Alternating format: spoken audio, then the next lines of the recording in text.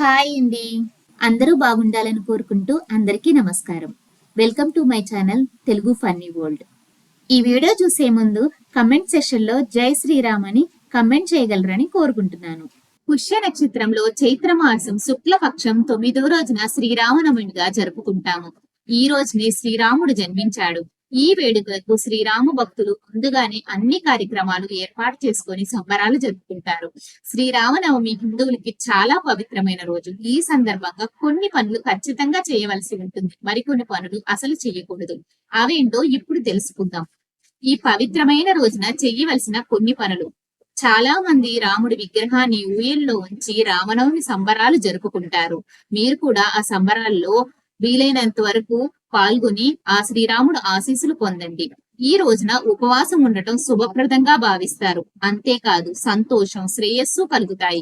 చేసిన పాపాలు తొలగిపోతాయి. నిద్ర లేచిన వెంటనే ఆ భగవంతుడు శ్రీరాముడికి దండం పెట్టుకుంటే మంచిది.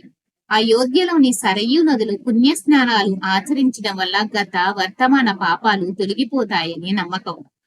శ్రీరామ చరిత, మనసు, రామచాలీస, శ్రీరామ రక్షక స్తోత్రాలని కలిపి పఠించండి. అది చాలా మంచిది. ఈ రోజున రామకీర్తనలు, భజనలు, స్తోత్రాలు కూడా పఠించండి. భక్తి ఎంత ఎక్కువైతే అంత ప్రయోజనాలు కలుగుతాయని నమ్మకం. హనుమాన్ చాలీస పఠించటం, నిరుపేదలకు ఉన్నంతలో దానం చేయటం మంచిది. శ్రీరాముడు మధ్యాహ్న సమయంలో జన్మించాడు కాబట్టి ఆ సమయంలో శ్రీరామనవమి పూజ చేయటం అత్యంత ప్రయోజనకరంగా ఉంటుందని భావిస్తారు. ఈ పవిత్రమైన రోజున అర్చనలు, ప్రత్యేక పూజలు కూడా చేయవచ్చు. దశమి తిథి వరకు 9 రోజుల పాటు అఖండ దీపం వెలిగించాలి. ఏవైనా సమస్యలు ఉంటే పండుగ ముగిసే వరకు ప్రతిరోజు ఉదయం, సాయంత్రం దీపాలు వెలిగించి ఆ దేవుడిని ప్రార్థించండి.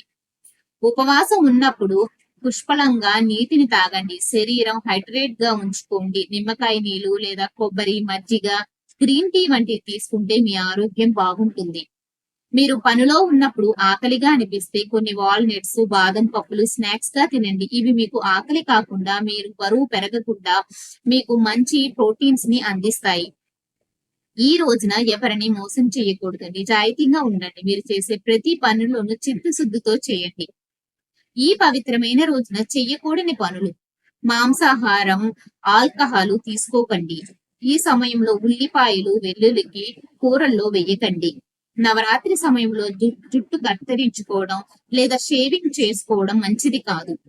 కనీసం 9 రోజుల పాటు రామాలయానికి వెళ్లి రాముని స్తోత్రాలు పఠించి ప్రత్యేకంగా పూజలు చేయండి. ఇతరులను విమర్శించకండి. అలాగే ఇతరుల గురించి చెడుగా మాట్లాడకండి. కష్టాల్లో ఉన్న వారికి దయగా, ఉదారంగా ఉండండి. మీ భాగస్వామిని మోసం చేసే ప్రేమను పంచుకోవద్దు. మీ భాగస్వామికి ఎటువంటి ఇబ్బంది కలగకుండా చూసుకోండి. అలాగే ఇతరులకి ద్రోహం తలపెట్టవద్దు. ఇవన్నీ పాటిస్తే ఆ శ్రీరాముని అనుగ్రహం ఖచ్చితంగా మనమై ఉంటుంది. అంతా మంచి జరుగుతుంది. ఈ వీడియో కనుక మీకు నచ్చినట్లయితే తప్పకుండా నా ఛానల్ ని సబ్స్క్రైబ్ చేసుకొని నాకు సపోర్ట్ చేయండి. Thank you. ధన్యవాదాలు. జై శ్రీరామ్.